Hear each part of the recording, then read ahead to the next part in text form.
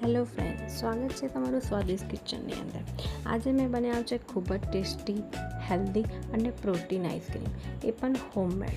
આ homemade ice cream બનાવવા માટે મેં રાત્રે 1 વાડકી બદામ પલાળી હતી જે લીધી છે, 1 વાડકી કાજુ લીધા છે, 1 વાડકી પિસ્તા લીધા છે, 1 વાડકી મખાના એડ કર્યા છે.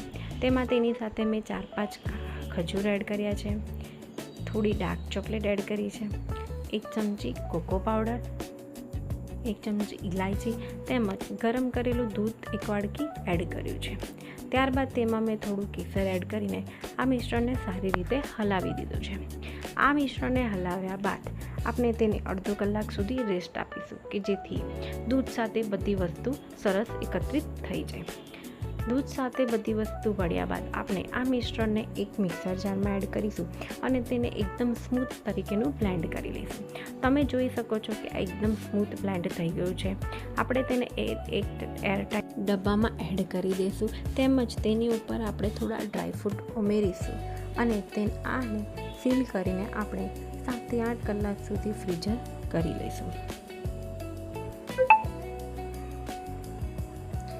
7 થી 8 કલાક થઈ ગયા છે અને આપણે જોઈ શકીએ કે આપણો આઈસ્ક્રીમ રેડી થઈ ગયો છે. અને આઈસ્ક્રીમ એકદમ સરસ અને ખાવામાં ખૂબ જ સરસ લાગે છે.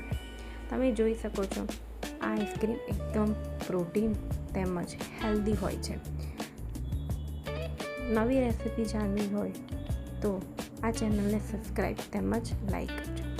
Thank you.